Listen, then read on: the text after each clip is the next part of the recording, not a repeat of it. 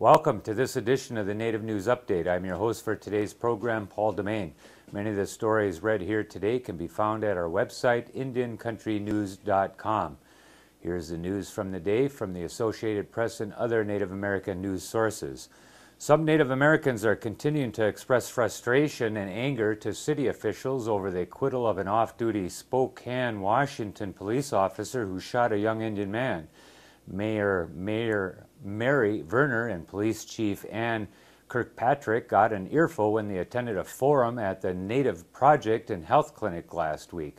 On March 13th, a Spokane County Superior Court jury found suspended Officer Jay Olson innocent of first-degree assault and reckless endangerment charges. Olson was charged after an incident in the early morning of February 26, 2007, when he chased Shanto Pete through downtown Spokane and shot him in the head. Olson was off duty and had been drinking. Pete, 29, who also had been drinking, recovered from his wound. Pete has filed a $750,000 legal claim against the city and a federal civil rights claim against Olson seeking unspecified damages. Some Indian speakers contend there was racial profiling by the police. They do not trust officers and the city lacks cultural awareness.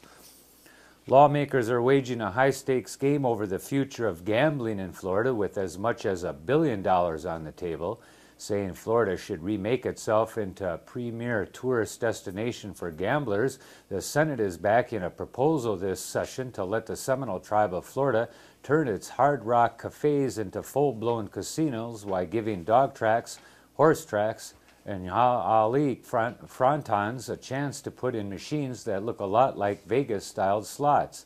The Senate estimates the deal could raise as much as $1 billion a year.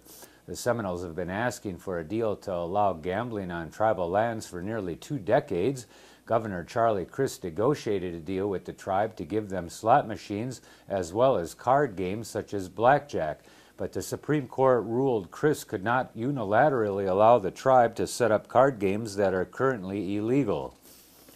The chairman of the Mohegan tribe said he'll take the state of Connecticut to federal court if a bill to limit smoking in the state's 2 tribal casinos become law.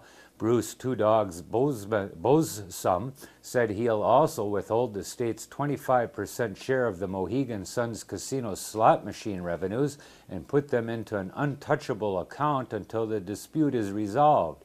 Both the Mohegans and the Mashantucket Pequot, owners and operators of Foxwoods Casino Resort, provide the state with about $400 million annually. Connecticut would be the first state to try to regulate smoking on federal Indian land, said Buzsum, adding that tribes across the country are closely watching the legislation.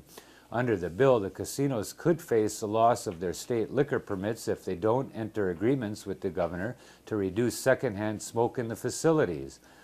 Buzsum said the Mohegans have already reached a tentative agreement with Connecticut Governor M. Jody Real's office to reduce the smoke. He said 90% of the tribe's property, including the casino areas, bars, restaurants, arena, and hotel, is already smoke-free.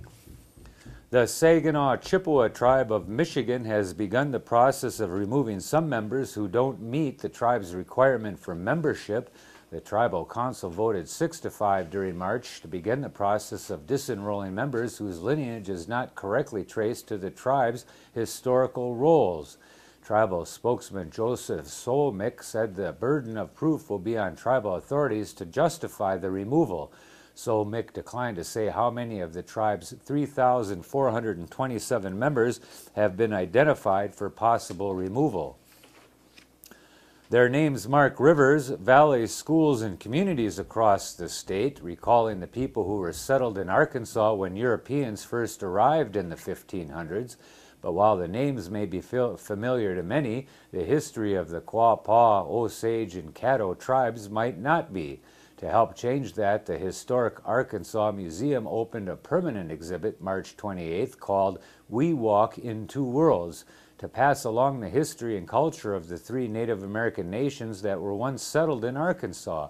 To mark the event, Governor Mike Beebe sent each tribal council the state's formal first invitation to come back to Arkansas since the tribes were removed from the land in the early 1800s, said Swanee Bennett, the museum's chief curator and deputy director. At the public opening March 28th, representatives from each of the three nations, along with a drum circle, singing and dancing, and other demonstrations by tribal members were present. Business is booming at the Navajo Nation's Fire Rock Navajo Casino, prompting an expansion of slot machines just 4 months after the venture opened last fall. Gaming officials authorized using part of the bingo hall to introduce 135 new slot machines, bringing the total to 681, marketing manager Rhonda Ray said. Patrons have been standing in line to play games since the tribe's first casino opened in November on historic Route 66, just east of Gallup, New Mexico, Ray said. Revenue from the Fire Rock Casino has exceeded expectations by 3 times, said Robert Winter, Chief Executive Officer of the Navajo Nation Gaming Enterprise. The casino employs 310 workers, 90% of whom are Navajo, and has a payroll of $9 million. March 31st is the last day for submission of the Native American Music Awards. For more information, you can go to nativeamericanmusicawards.com to get your submission in by the end of the day. And that is the latest roundup of news from Indian Country on this edition of the Native News Update. We want to thank our underwriters for helping us with this broadcast and you for joining with us today. Miigwech.